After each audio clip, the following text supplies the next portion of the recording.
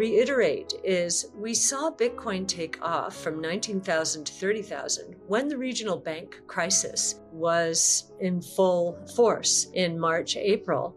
And that told us that Bitcoin is a flight to safety currency.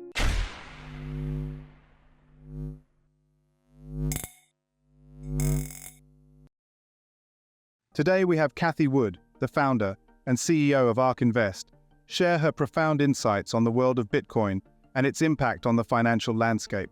Wood highlights the role of Bitcoin as a flight to safety currency, citing its impressive surge from $19,000 to $30,000 during the regional bank crisis earlier this year. She also mentions the excitement surrounding the potential approval of a Bitcoin ETF. Wood acknowledges the focus on megatech companies, known as the Magnificent Seven, particularly in the field of artificial intelligence. However, she believes that the market extends beyond these select companies, with other sectors poised to benefit from the growing momentum of AI. In terms of investment strategies, Wood emphasizes the significance of active management and highlights her successful approach. With an emphasis on healthcare and a preference for small and mid-cap companies, she has outperformed broad-based indices like the Nasdaq 100, attributing her success to thorough research and a focus on active management. Let's get right into the latest interview with Cathie Wood, as she discusses what's coming in the second half of 2023.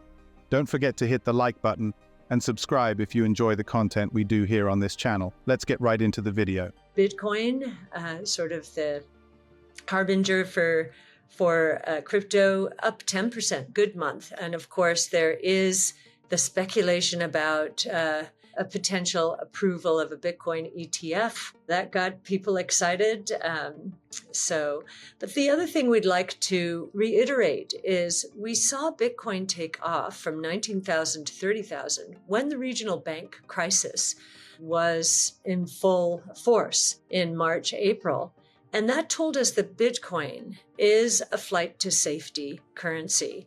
It's a hedge against inflation. It's a hedge against deflation. Deflation presents counterparty risks that do not exist in the world of Bitcoin. So a lot of that, as we've seen, has been focused on the mega tech category, what people are calling the Magnificent Seven now. And some of them will be prime beneficiaries of this excitement about, and we believe the excitement is real and justified, about artificial intelligence. But we think that there are other areas of the market besides the Magnificent Seven that will also benefit. And I think our strategies, or some of our strategies, were testimony to that in the first half of the year. Interestingly, in our broadest strategy, we have 25% in healthcare and an overweighting relative to the broad-based indices like the QQQs, or the Nasdaq 100 as they are called. So we're much more heavily weighted to small and mid-cap, and to be able to have outperformed the Nasdaq 100 in any of our strategies is testimony, we think, to the return of active management.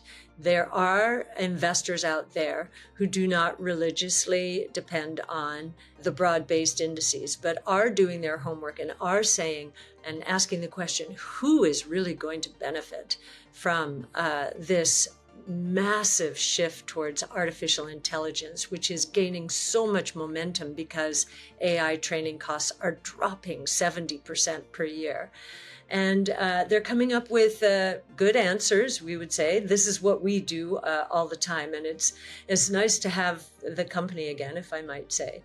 Long-term interest rates, they moved up from 364 today, 405. Interesting. We're getting a good test here. In March, the 10-year Treasury bond yield peaked around 4.8 to 410. Today it's 405. In October before that, it had a peak at 4.3. So lower highs, we are having a little bit of a test here. And we'd be surprised to see long rates continue to move out because of the weakness that we see evolving in the economy, and because inflation's coming down. and because it could be negative, which I think would shock a lot of people. I was around, did a roadshow in Europe last week, and I asked the question, how many of you here are hearing forecasters talk about deflation? Nobody. Maybe one hand went up, and I said, I think you heard us talking about that. So no one's talking about it, and our confidence is increasing that it will happen, that it won't be all bad. Innovation is deflationary. I just told you AI training costs are dropping 70% per year. That's going to seep into many, many other costs and cause unit growth to accelerate. The Bloomberg Commodity Price Index, it moved up 3% in the month of June, but is still in a downtrend. Should have mentioned the yield curve is still inverted. It got more inverted last month. It got to almost 110 basis points, which is the inversion it reached right before the regional bank crisis. It's come off that a bit here, but we wouldn't be surprised to see if it signaling more crises, whether they're in the commercial real estate market or in the private equity market in a way that we don't understand right now. And we think innovation broadly is going to become a flight to safety category. We think most investors are very short innovation. They may think they have it covered with the Magnificent Seven, as they're being called now, but we do not think they do. In fact, we think there's going to be some disruption to the Magnificent Seven.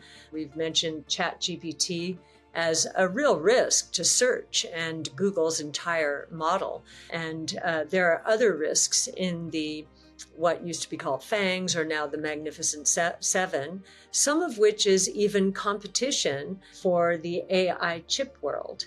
We think that autos have been a great case in point here. This shift towards electric is happening so much more quickly than I think the auto industry first expected and auto analysts expected, that many investors are on guard now thinking, okay, innovation, I'm going to take it more seriously. We think that AI is going to turbocharge the speed at which these shifts take place. I'll close by saying, innovation solves problems. We've said that since the beginning of COVID. Innovation, as we saw with Bitcoin around regional bank crisis, is a flight to safety. And one of the flights to safety that investors must consider is the traditional world order being disrupted magnificently by the 5 major innovation platforms around which we have centered our research: multi-omic sequencing, robotics, energy storage, artificial intelligence, and blockchain technology. And the convergence between and among those technologies is going to cause super exponential growth for some, but creative destruction for others. And so we believe in the next 5 to 10 years that investors who are short true innovation, truly disruptive innovation, are going to start moving more and more into that space, allocating capital to its highest and best use. Wood delves into the transformative power of AI and innovation, discussing the potential commoditization of AI and its positive impact on productivity, efficiency, and labor costs. She emphasizes the importance of visionary leaders, broad-based distribution, and proprietary data for companies seeking disproportionate benefits from these emerging technologies. Cathie further discusses market trends, including the rapid shift towards electric vehicles, which has surpassed initial industry expectations. Wood encourages investors to embrace true innovation and allocate capital accordingly to leverage its highest and best use in the next 5 to 10 years. What do you think about the latest interview with Cathie Wood? And what direction do you think crypto is headed in the last half of 2023? Comment down below. Thanks so much for watching. Don't forget to like and subscribe. This is Library of Wealth. We'll see you in the next video.